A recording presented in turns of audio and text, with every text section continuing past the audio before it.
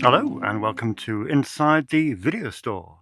My name is Dave Wain. I am the owner and curator of Snips Movies, one of the last remaining movie rental stores in the entire UK, in the world. I wonder how many there are left in the world. Interesting. It's about 3 in LA, isn't there? A couple in New York, a couple little ones dotted around America. Be interesting to find out. I think someone did start doing a map at some point.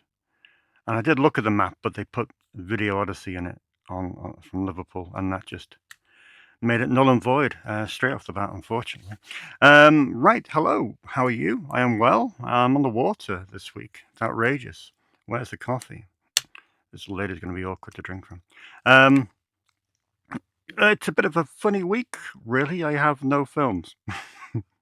My parcel of new releases is AWOL. I don't know where it is. It was meant to come yesterday. It didn't. It meant to come today. It hasn't. So I have nothing. I have nothing. Just a barren counter. So I thought we'd just sit here in silence for 52 minutes. I thought that might be quite fun. And we can just meditate together and think about steelbooks. Maybe not. There are some things to show you, but it's often you've caught me here, and I've kind of made fun of the fact that deliveries tend to come in at once, and it's just one of those weeks where nothing has come in at once, and we have nothing.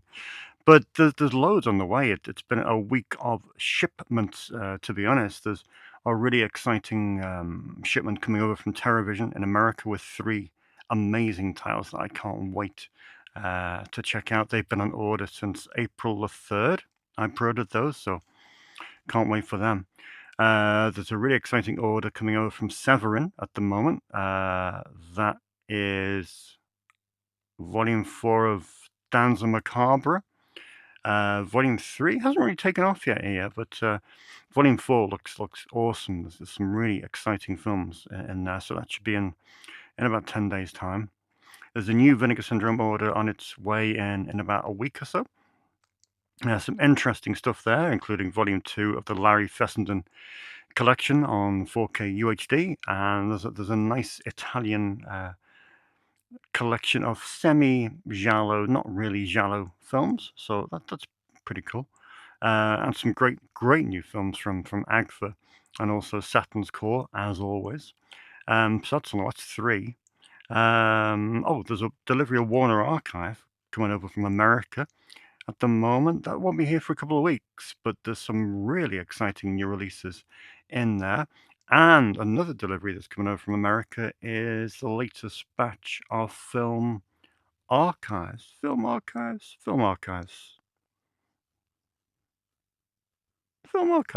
something. But they've been doing great work. And I think I picked up about 3 or 4 of their new titles. And they look really, really cool. So in the weeks to come, there will be an awesome range, as well as the insane raft of boutique Blu-rays that come in the calendar week 3, calendar week 4 of every month. But as it's week 1, nothing. So if the films come in tomorrow, I may tag a little segment onto the end of this, just kind of showing you what came in. But it's literally 5 things. 5 things. It's the Phoenician Scheme, the new Wes Anderson film that's coming in, which should be great. Actually, should we put little captions here? We have the Phoenician Scheme coming in, which looks great. Wes Anderson kind of had a bit of a wobble, I think, with Asteroid City. A few people rented it, didn't like it at all, and I have a hardcore Wes Anderson following here. But yeah, people weren't that fussed with it, to be honest. Some did like it though, but predominantly people were a bit meh. So that's coming in. Osiris is in on Blu-ray, which is the new Linda Hamilton film. It's a sci-fi. It has a very attractive cover, as you can see. But I know very little about it. But hey, I thought I'd take a chance. Well, I have a kind of steady army of sci-fi people here who don't really have much in the way of new releases. You know, I always say there are certain type of films that streaming services like to hold on to. One is sci-fi, and one is rom-coms. For some reason, it just suits their weird demographic / algorithm. So to have a sci-fi in, whether it's any good or not, I do not know, but that will be in. Saving Face is coming in. That's the latest addition to the Criterion collection at Snips. That's a film by Alice Wu from 2004.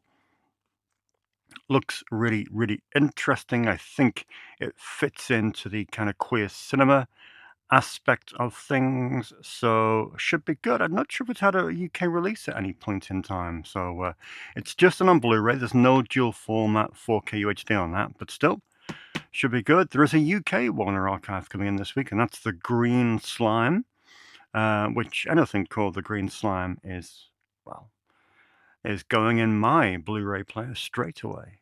And finally, film 5 is The Cat, which is a film I know very little about, but I've done it on purpose because I've heard rumblings of excitement about this one. It's coming out from 88 Films. Yeah, I've heard rumblings of excitement from people, and I don't want to spoil it too much because it's meant to be quite a unique little film. It's coming in a lovely, gorgeous limited edition hardbox.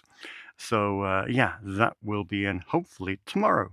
So that was probably good enough, to be honest. You don't need a little tagged on segment at the end of this. So yeah, that is this week's new releases. It's not a lot. Oh, there is one more, but I'll tell you about that in a bit. It's not a lot, but that is the nature of the beast. So week 2 gets a little bit better. Week 3 tends to be the strongest, and week 4 is good, or vice versa. They tend to rotate. But yeah, that's about it. Let's move on. I was going to do a little thing. I was going to just have a walkabout later, just to highlight a few hard-to-reach places. Not personally. In the store, because we have a footstool in the back, which is for the horror section, but people can take it anywhere. I hope people do. But I just wanted to highlight a few hard-to-reach places that people might have overlooked when they browse. I thought that might be a good little segment. I could, edit it down to about 5 minutes, and it might be something a little bit more interesting than the usual bland, robotic order of events. But still, let's have a look at what's on loan. It's an interesting, well, typically interesting week. What's business been like? Business has been very, very good indeed. August was sensational. August was, quite frankly, the best August we've ever had. I don't know why. There was hot weather, there was sweatiness, there was things happening here and there, but for some reason, August was bonkers. It got to the stage where I did actually run out of rental cases on Saturday afternoon. So I had to frantically slice about 30 more, which is nuts. So now I think there's 450 rental cases currently in circulation, which is nutty.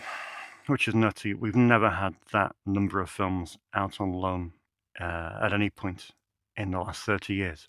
So it's exciting. There's still new people coming in. I had 3 new customers in on Saturday, and they were really cool people. It was great to meet them. Same yesterday, a handful of new people. It's good. People are just discovering the store all the time. Of course, those number of rental cases didn't all go out in 1 week. Some people are being a little bit tardy. Some people are being a little bit late. I mean, like I say, the guideline for renting a film is a week. But you can go over. If you drop me a DM and say, this has come up, not a problem. Not a problem. Even 10 days is fine. 2 weeks, 2 weeks I'll push to be honest, because, you've got 19,000 films. It's going to be a rarity that someone is after the same film as you. But still, it happens. Anyway, 2 weeks, there's no reason to keep a film longer than 2 weeks, really, is there? If you've had it for 2 weeks and you've not really watched it, then chances are you're not going to in this session. So get it back, and then we'll hand it out to other people. However, there are a minority, just a small handful of people, single figures, just on 2 to 3 weeks, and maybe 2 or 3 people over 3 weeks. They will all come back, and some of them will come back shamefaced and demand flagellation. Rightly so. But I'm not up to me. They can do it themselves. But, really, if people can, I do like to, unfortunately, I've had a few strong words with people, a polite strong word in the last few weeks with people who've been a bit tardy. And it's not about me. It's not about the money. The money's irrelevant, to be honest. As I've always said, the money here, the income is irrelevant. It's all about making films available for people. And I don't like people hogging certain films. I know, for example, Neil is after a copy of The Howling. At the moment, The Howling has been out for 4 weeks. And I know who's got it. It's a lovely, lovely guy. And he will be back, but he's obviously got tied up with life. And when he comes back, he will be dealt with by the full force of the video store.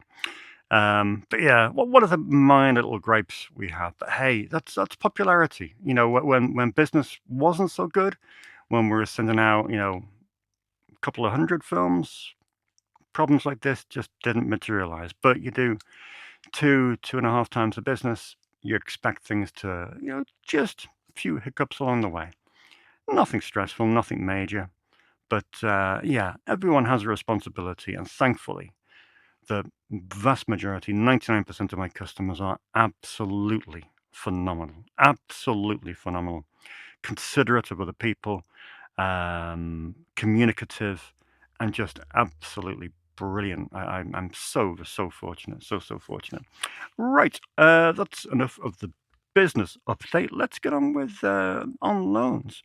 I'm excited. I'm excited, to be honest. As you can tell, it's a frenzy of excitement. So much so I've had to drink water. Because James and Lani have taken Python. I do these little stupid little TikTok videos. Who knows what to do on there aside from eat hot chicken wings and play dashcam footage. But I take these stupid little videos of five films from here, 5 films from there, and blah, blah, blah.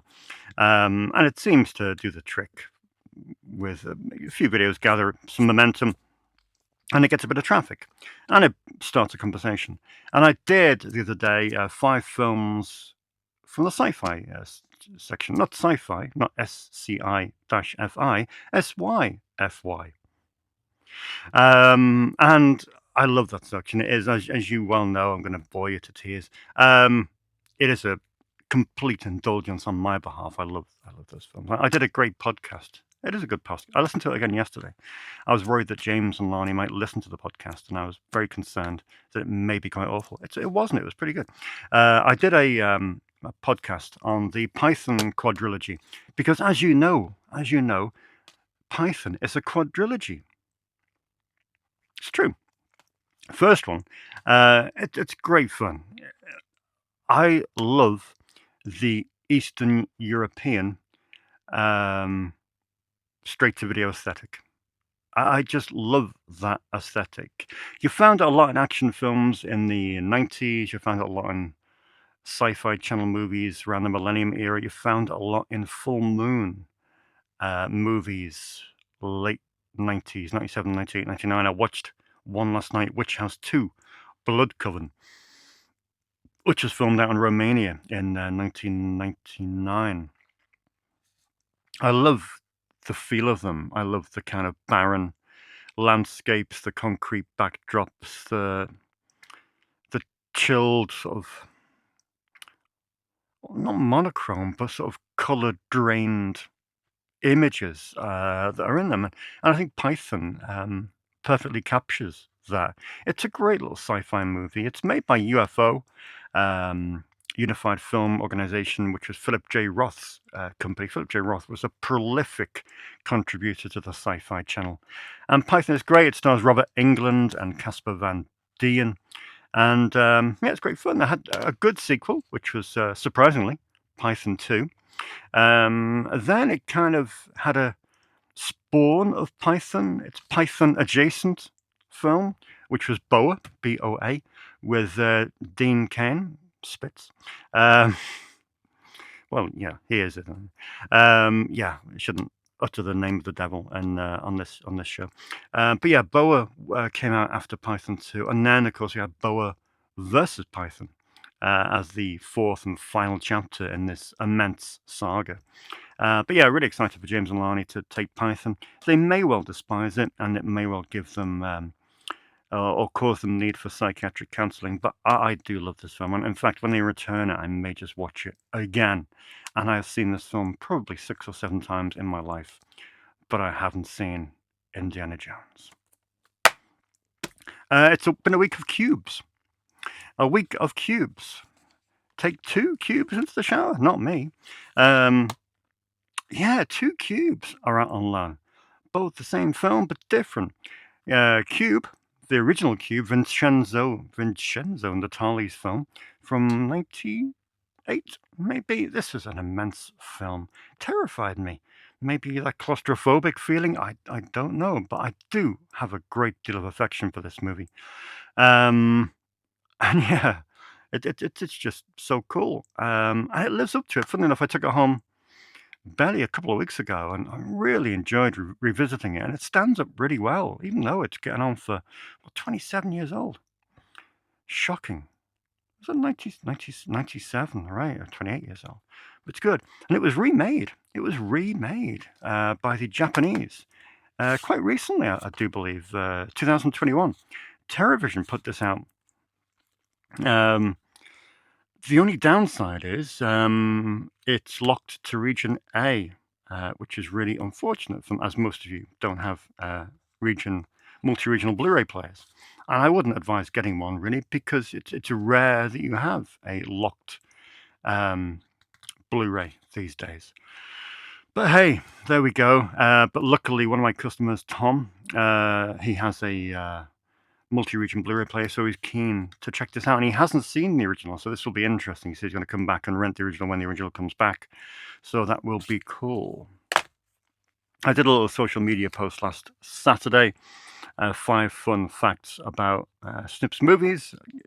You know, you've got to do a social media post every day. That's kind of the rules to keep your business in the algorithm, to keep everything kind of punching at the top of every social media profile.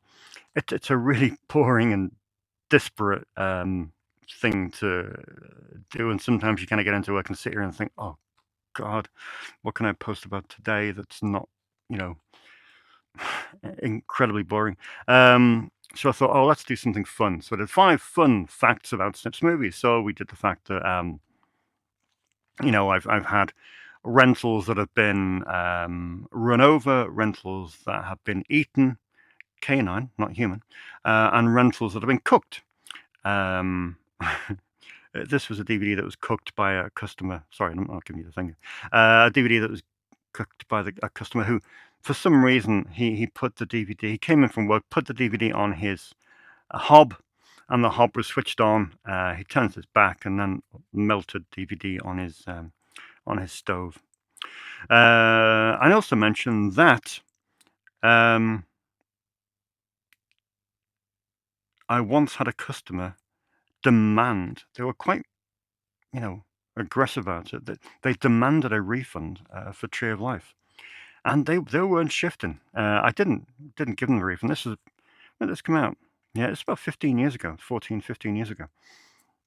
They saw the first 20 minutes, and they just said nothing happened. It was the worst film they've ever seen in their entire life. Can I have my money back? No. Flat no, because you pay your money, you take your choice, and that's the way it is. And also the fact that at that time, I had recently seen Tree of Life in the cinema and I was completely besotted with it. Whether I would be today, I don't know, but I do have a lot of affection for this film because I still remember watching it in the cinema and just being completely blown away. Because I think I did have a real passion for Terrence Malick at the time. I remember seeing Thin Red Line at the cinema as well. But yeah, crazy, isn't it? People asking for refunds. Yeah, insane. Jake rented Route 666 this week, which is a film that I don't think anyone has ever rented before. It's not a bad little movie, to be honest. A good little kind of zombie film with Lou Diamond Phillips and Laurie Petty. But nevertheless, it's good to see it going out. That's cool. I had a brand new customer who wanted to rent Death Proof. But of course, Death Proof on Blu-ray is part of the whole Grindhouse experience. So I don't know if they will do the whole Grindhouse experience. I hope they do, because it really, these films work so well back to back with the fake trailers in the middle. So I hope they do the whole experience. But even if they just see Death Proof, that will be a win-win situation. The Boxman went out on loan for the very first time, which is exciting. Been dying for someone to rent this because it looks absolutely whacked out and nutty. I'm sure it will be. So looking forward to my customer bringing this back. Maybe at the weekend, so that will be cool. Abomination went out. Brett McCormick's film. These visual vengeance films don't go out as much as I would have thought. And they are all good fun, but they are all very, very, very low budget, which I think might put a few people off it. But they're great. They're so well curated. I don't know what's happened to Visual Vengeance. They kind of make a comeback a few months. No, it might have been earlier this year, and they released 2. But they've gone quiet again, which is a shame because I know they had a lot of things in the pipeline. But hey. Finally, this week, Dominic rented Fag Bug, which is one of my favorite documentaries of all time. It's just brilliant. It is just brilliant. I don't know. I mean, this goes back a wee bit. This is 15 years old now. And of course, I don't know if you've seen it, but it's about Erin Davis, who decided, well, her car was vandalized in New York because she had a rainbow sticker in the car, just a rainbow sticker, and it was vandalized with, you can imagine, what kind of badly spelt language. And so she decided, and she thought, right, I'm going to get my car painted in rainbow colors. So she did that, and she went right across the United States and Canada. Yeah, interesting. Very, very interesting. Would it be different today? And the reaction she got? I don't know. I dread to think. When you think of the amount of issues that and just weird, perverse opinions that people have about people wanting to live their lives their own way. Seems crazy, but it's a brilliant documentary, and just what a heroic individual she is. Absolutely stupendous behavior, and I urge everyone to see that. I think I had to actually buy the DVD off her because she was self-distributing, and I'm so glad I did because it's been out multiple times, and everyone that's watched it has really, really enjoyed it. Cool. So that was this week's new releases, and they are awesome. Sorry, As on Loan, and they're awesome. And so yeah, this is the kind of mixed bag of newbies. Let's just check we're recording. That'd be a good continuation of a fine week. Yeah, a mixed bag really, but a bit of a few bits. But we'll go through them. We will go through them.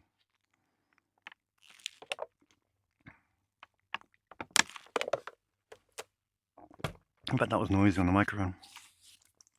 So the one new release I did get in, because I ordered it direct from, I ordered it from HMV, who do ship promptly. Deadstream. Deadstream, and it's out already. It's out to Mark. I'm trying to describe the film without sounding like a really, really old person, but I am. I'm just I have no real understanding of the whole YouTube sensation culture, TikTok sensation. The people are really big on those platforms. I don't know who they are. So it completely escaped me, that whole trend of celebrity via social media. And I'm glad it's escaped me because I have no real time for it. And this film concerns one of those people, a YouTube sensation, who is has decided to go to a haunted house and film himself there for the night. And this YouTube sensation guy is the most annoying character I have ever witnessed on screen in my entire life. Nearly, yeah. Maybe that. Who was the whiny nerdy guy? Eddie Deason. Yeah, maybe Eddie Deason. Yeah, he's second to Eddie Deason. Just yeah. So the first half hour is him just setting up and speaking directly to camera, obviously, and he is just intolerable. And I must admit, I was kind of reaching for the remote control in the first half hour because I thought, I can't deal with you. I haven't got time for you. That sounds really terrible, but I just thought, oh no, this isn't for me. Maybe I'm the wrong demographic. But then I thought, persevere, David, persevere, and I did. And half an hour, things really did begin to accelerate. It's quite a no, it's a very scary film. It had me jumping at multiple times during it. There's some amazing practical effects in the film. And in the end, I actually really liked it. I actually really did like it. And I see the reason for the guy being annoying. The guy, incidentally, who is the lead character, is the director of the film, Joseph Winter, who made it with his wife, Vanessa. So yeah, I'm glad I stuck out at this one. Just shows you what it shows you, doesn't it? I mean, we had Tree of Life over there. The guy backed out after 20 minutes. It shows you the essential kind of need to persevere with films. Because yeah, there were moments in this that I thought were really, really quite terrifying. I do love a found footage film. They really do float my boat. So yeah, Deadstream was good fun, to be honest. And there's the box I've got out on the shelf at the moment. I tend to keep the slip covers in the back for the new releases because they're always out on loan, obviously. So I don't want to mark the slip covers. So obviously we need the on loan tag. So the slipcover will go in the back until it heads into the arrow section in about 12 weeks' time. Those of you who watched my roving episode with Matty Budrewicz 3 weeks ago, good episode. If you've not seen it, check it out. I really did enjoy doing that. I enjoyed having a chat with Matty. Matty mentioned 2 films I don't have, and always want to react, always being one to react to people's recommendations.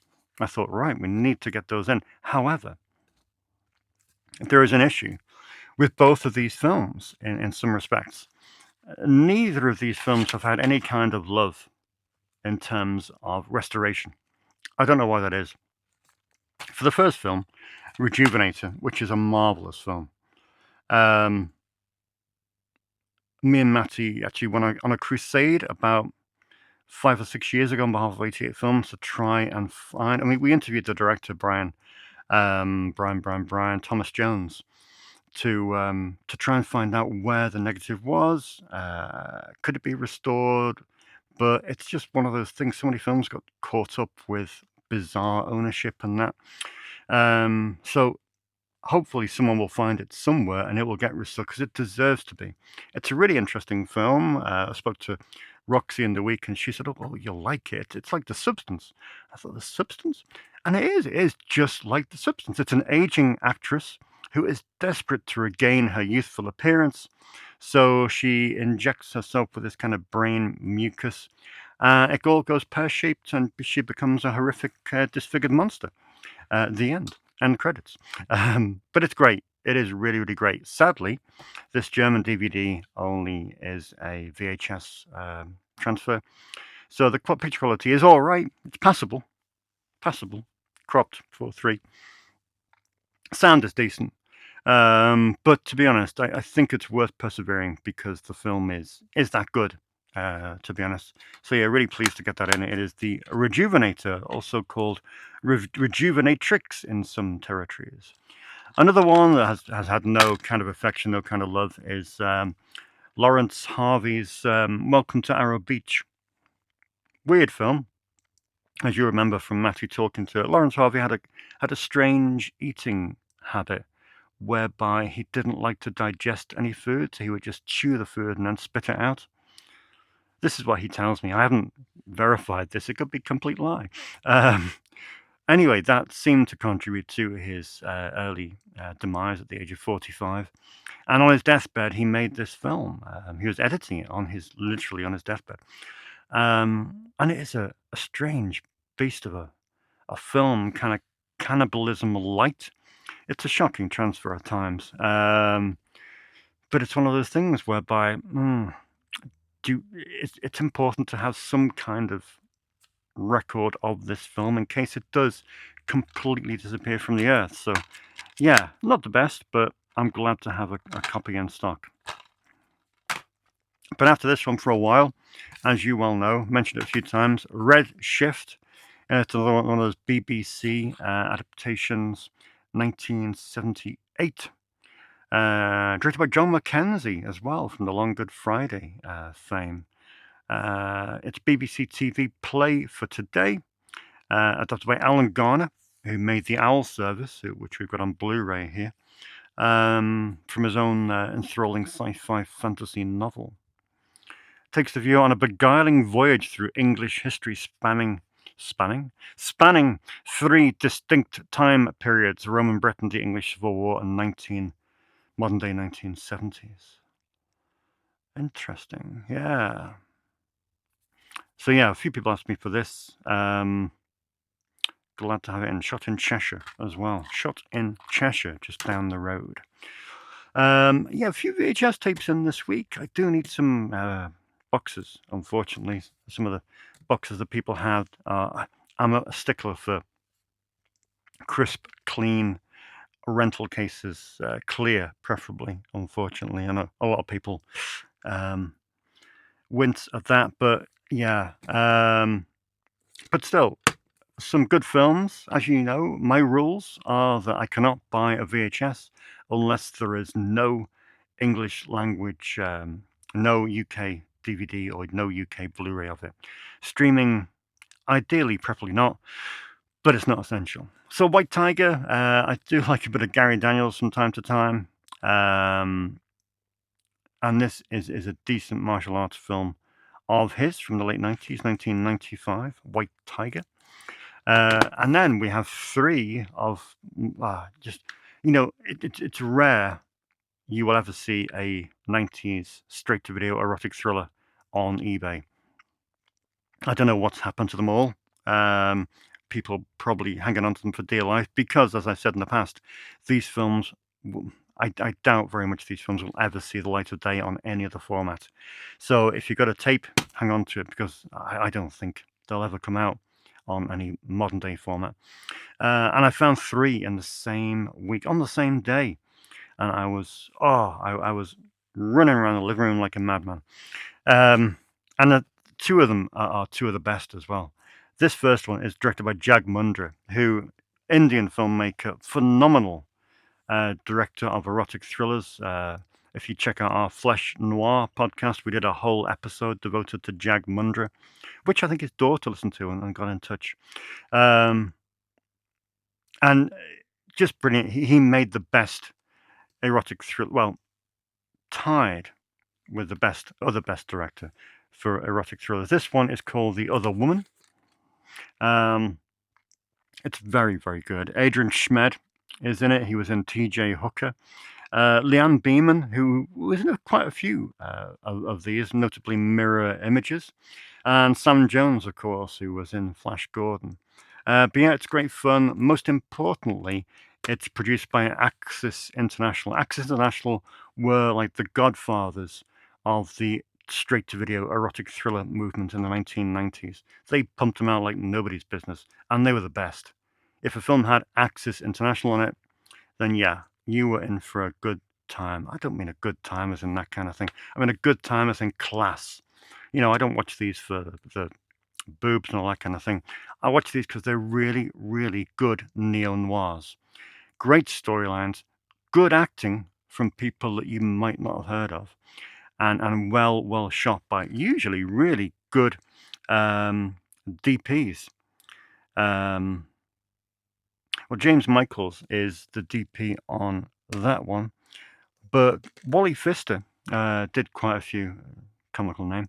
Wally Pfister did quite a few of these as well as DP, and they look spectacular. They really do. But the other woman is a great one, and another one from Axis International, which of course was run by Walter Gernhardt and Andrew Garoni, is Sins of the Night, which is fantastic. Sins of the Night is one of the best, in my opinion.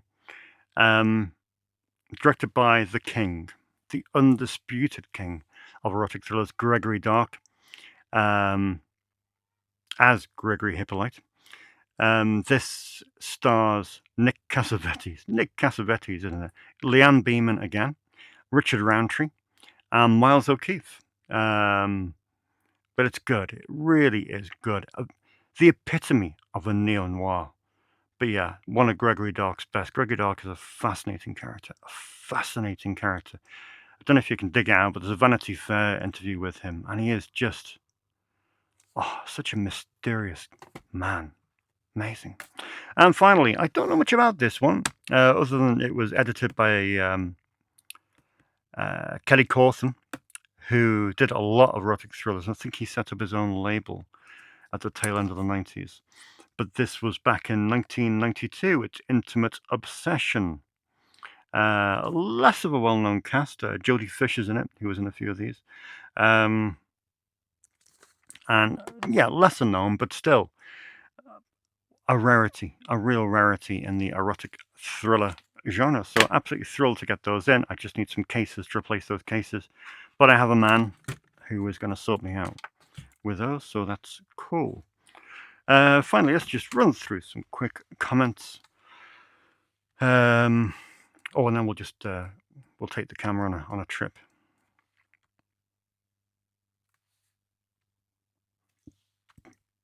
Hey. And what do we got from people? Yeah, Roxy says she went to catch a killer with a partner, Paddy, and because we're all big Brian Dennehy fans, yeah. And she said it was a very grim watch, as expected, but very, very gripping. And it is. To Catch a Killer, in my eyes, is one of the best serial killer films, on a par with the Ted Bundy one with Robert Harmon. Desperate. I forgot the name of it. But it begins with a D. You know the one. But yeah, it's so good. It really is so good. And she's a fan of Skinamarink, which I must confess I was not a fan of in any way.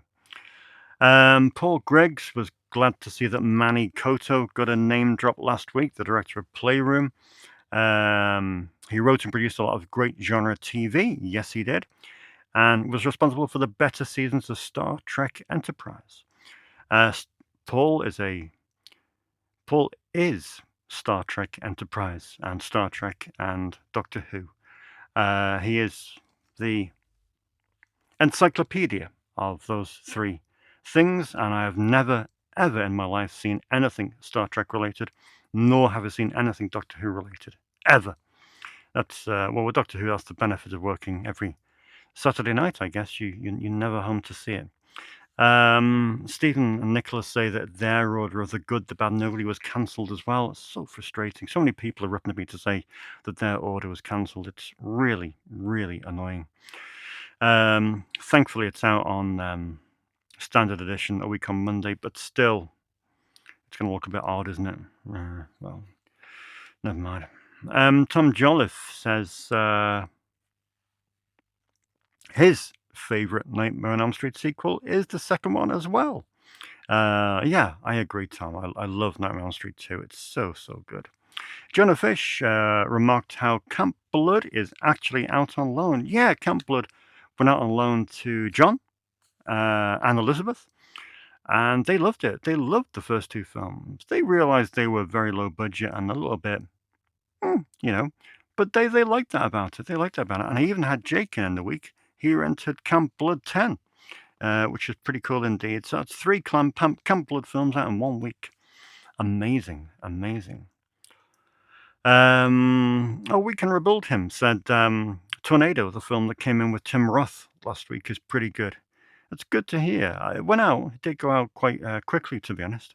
You saw it in the cinema. Sort of a Scottish Western with a samurai protagonist. What's not to love? Tim Roth is the bad guy and really good in it. Well shot, great soundtrack, worth a watch. Cool. And Fallon. I've let Fallon down. I feel like I should enter a period of mourning for letting Fallon down.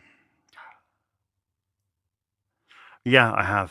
Dave, you've disappointed me, as I do frequently to most people, Fallon. How could you forget to mention that Harry Dean Stanton stars in Two Lane Blacktop? Two Lane Blacktop rented out twice last week, once on Blu-ray, once on DVD, and I didn't give Harry Dean a shout out, which is just outrageous. It's outrageous.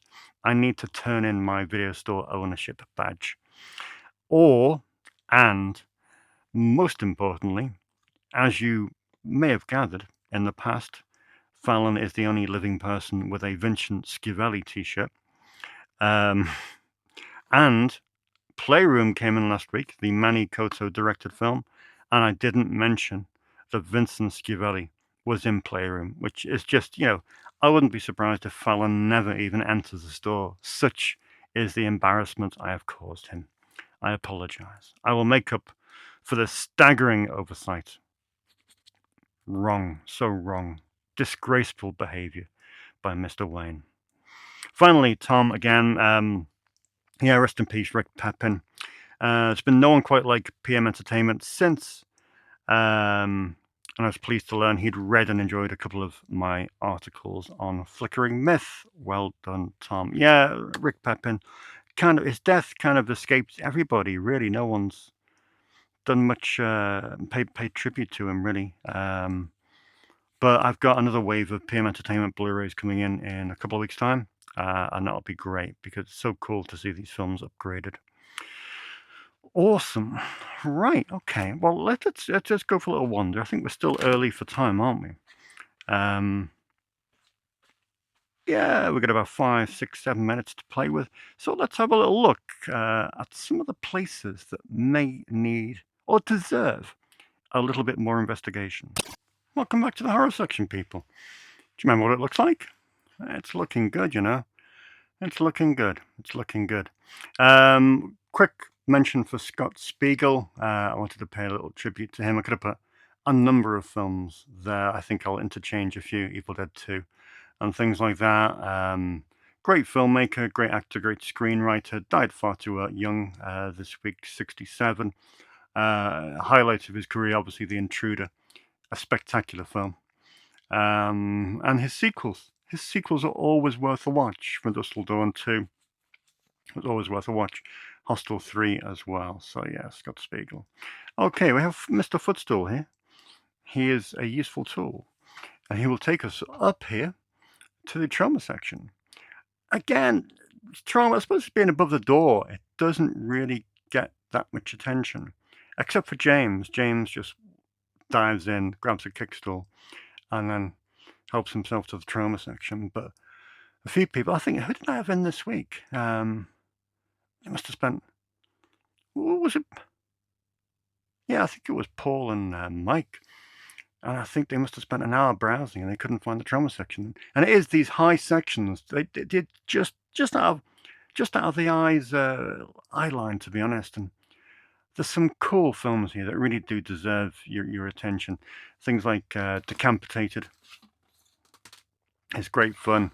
What else we got here? Redneck Zombies, I do like a great deal. Combat Shock is just one of the best post-Vietnam films that has ever existed. A lot of these now are out via Vinegar Syndrome on Blu-ray, like Rabid Grannies, for example. But Killer Condom, of course. But a lot is now. I mean, I lent Neil this a few weeks back, Bloods, Boobs and Beasts, which is the Don Dola documentary, which I'm hanging on to for dear life because I don't think that will crop up on any other format. And also this, which is a winner for me. There's Nothing Out There, a great horror film from Rolf Konevsky that I love dearly. And yeah, still no Blu-ray of that one. There's good contemporary stuff here as well, like Father's Day, which I really do like a great deal. I think Astron 6 made that. And what else have we got? Oh, The Taint is a great little trauma movie as well. Trauma Acquisition, perhaps. But it's good fun. So yeah, trauma is certainly one of the first places I would come to that doesn't really get much love. But then if we keep on going around, we have the top shelf of the horror section, which again, I have a lot of people just mining the horror section week in, week out, but they very rarely pick from the top shelf. And that's okay, but there is some good stuff here. You know, stuff like 100 Feet, the Eric Red film that I'm really quite fond of. That should really get more attention. I sometimes think that if I didn't have to alphabetize everything, I would put it way lower down so it would draw people's eye line. Even the 2001 Maniac remake, I think is good fun. And Tim Sullivan's sequel, Field of Screams, I think they're pretty cool. Keep going, and then you have the DVD copy of Aberration, one of my favorite horror films from the 90s. Great New Zealand movie. Then keep on going there, and you've got stuff like, well, All Hallows Eve and a sequel, which are great. And it's a great Christmas horror all through the house, which is really cool. So yeah, just there's loads of good stuff here. And even if you drop down there to the Bees, just one of those things whereby you can't really get everything at eye level. So inevitably, if you want to store a vast amount of films, some of them have to be slightly higher up. But it is why I took the decision to drop the World Cinema section by 2 shelves when I did the refit, because it was so important, because no one was renting films from, Cuba and Chile and Brazil and Argentina, because they couldn't reach them. And now they're kind of just above eye level, but well within grasp. So let's go over the other side of the story. There's something I want to show you on the far side. Yeah, we're right over here on the documentary section. And so many customers have got a real passion for good documentaries. Well, how can you not? Because some of them are just life-changing. However, I love my new documentary section, but inevitably it stretches right across the store to the far side that nobody in their right mind can reach. And all the good stuff is at this end. It's all a Dogworth section. The Dogworth made films years ago in these little slimline cardboard cases. And they're great, they're environmentally friendly and all that kind of thing, but they're impossible to browse. But if we pull back further, I mean, you got Mark Morris and Jake West's Video Nasties documentaries here, which are essential. If you like horror films, then these are pretty much an essential watch. They're both great. But before you rent them on DVD, they are coming out on Blu-ray, I think, sometime. I don't think they're going to make it for this year. I think it's going to be early next spring. So check out those. Jump Hill, Just the Way You Don't See is a great political documentary. And if you want to look at the Dogworths, I mean, just leap in and pull them all down, to be honest, because you've got great stuff like the Bill Cunningham documentary, Bill Cunningham in New York, which is amazing.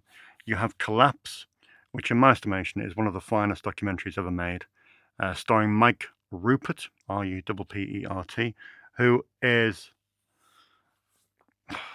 one of the most interesting people I've ever heard speak. And then things like Jenny Finley's amazing documentary on the gorgeous Teesside record store, Sound It Out. Because the owner now is sadly passed away, but it's a great piece of work, and she's a great filmmaker, as you all well know. But yeah, some great documentaries here, just out of reach, and on that top shelf. But there's some good stuff, and yeah, you knew it was coming. You knew it was coming. Yeah, maybe you might want to browse Boss Baby 2, but a shelf above Boss Baby 2, completely out of reach, is the STUVWXYZ part of the Asylum and Sci-Fi section. Yes, our old friends. And there's some really good stuff here. The Snakes, which is actually Python 2. That is actually Python 2, believe it or not, which comes into... finishes off our conversation from before. Snakes on a Train, one of the early Asylum movies. There's some good stuff here, though. Terminal Invasion is well worth a look with Bruce Campbell. What else have we got here that I can recommend? The Transmorphers trilogy. No, can't tempt you. But stuff like War Wolves, I really like. It's quite a slow-paced thriller, but look at that cast. You got John Saxon, Michael Worth, Tim Thomerson, and Adrienne Barbeau. I mean, some of these films are really, really cool.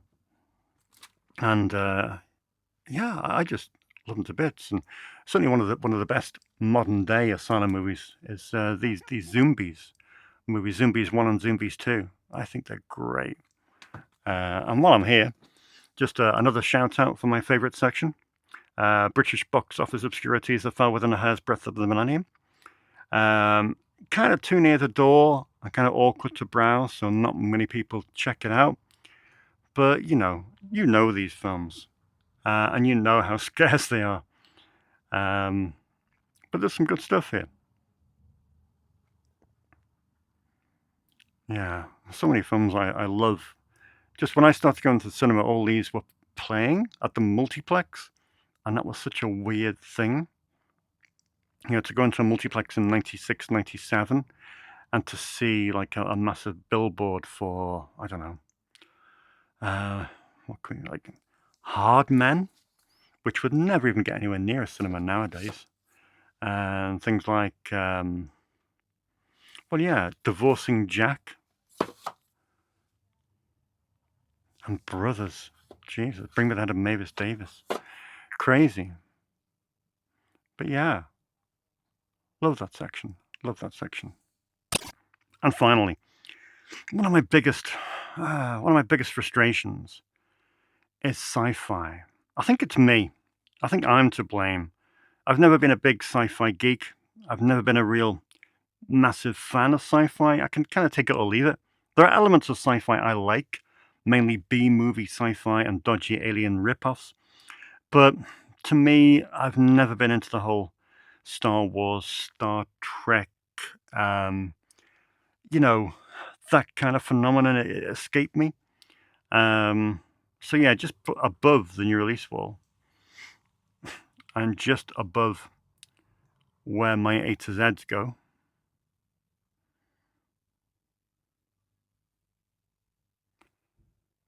scary sight, is the sci-fi section. The very, very top shelf, probably the tallest shelf in the entire shop. Yeah, it stretches right the way down there. I don't know if you can see. Just past John Wayne. That is A. And then it stretches right the way down to, can you see the, well, it's just past that speaker.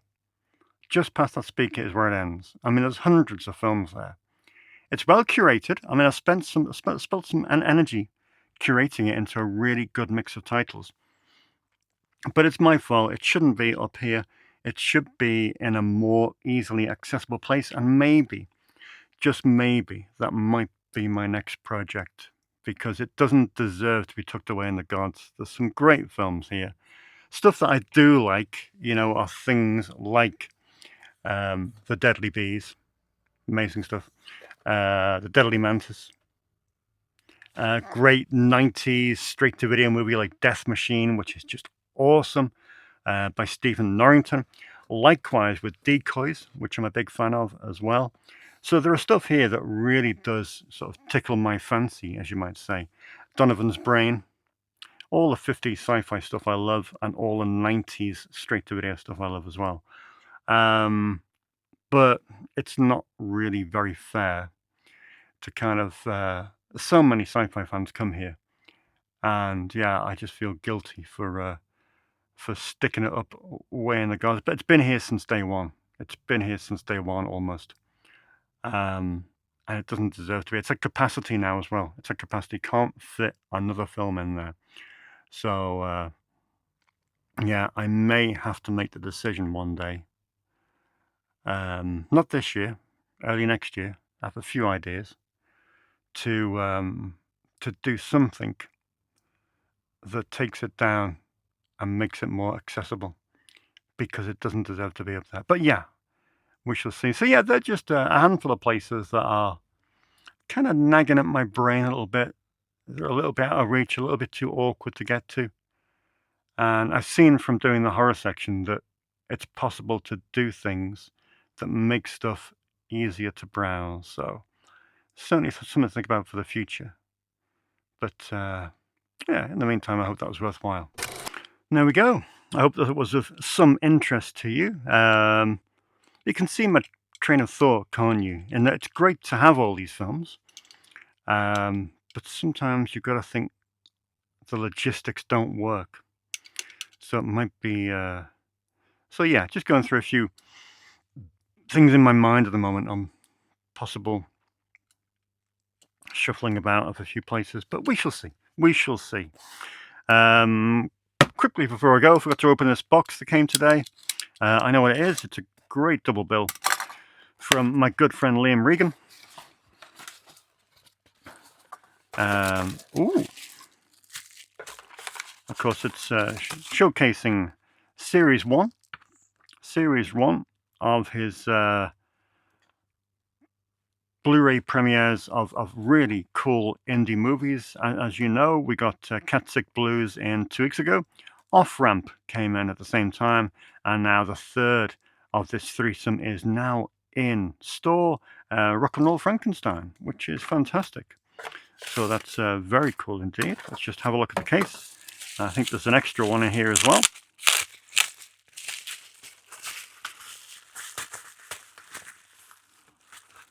So hey, we have some Refused Film stickers and Rock and Roll Frankenstein stickers. Fantastic. It'll go on the sticker desk. Yeah, there we go. Rock and Roll Frankenstein, a film by Brian O'Hara. Never seen it. Goes back a bit, this film, you know. When's it from? 96? 99. Yeah. Sounds amazing. Yeah, about a... They're trying to create a superstar by putting together the body parts of dead rockers. So dead rockers dug up the remains and trying to put them together to build like a Frankenstein rock star. All goes according to plan until a mishap leads Iggy to steal Liberace's private parts instead of those of Jim Morrison. Yeah, you can imagine. You can imagine. Comedy ensues. It's a great release full of spectacular special features. That is Rock and Roll Frankenstein. Out now and available to rent at Snips. Also, in this week, I have several copies of The Toxic Avenger.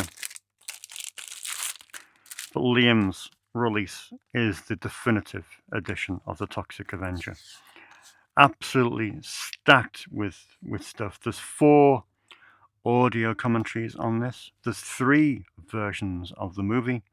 There's 8 interviews and more and more and more and more. Just a spectacular release. A spectacular release. No one will ever top this release of The Toxic Avenger. I had the 88 films release from a few years back, and I thought, oh, that'll be good enough. But I saw the special features on this, and I thought, no, I have to get that. So that's fantastic. The Toxic Avenger on Blu-ray from Refused Films, Mr. Liam Regan's label, are doing good stuff. They're doing good stuff. Right, that's all from me. Hopefully that wasn't too boring for you. And yeah, hopefully next week will be a little bit more traditional, perhaps, depending on what comes through the door. But we shall see. Either way, there's always stuff happening here. There's always stuff happening. There's always stuff to talk about. And yeah, thank you for joining me. Feel free to comment as always. Comments, questions, thoughts, rants, anything. All good. Yeah, thank you for watching. And as usual, I will see you in 7 days' time.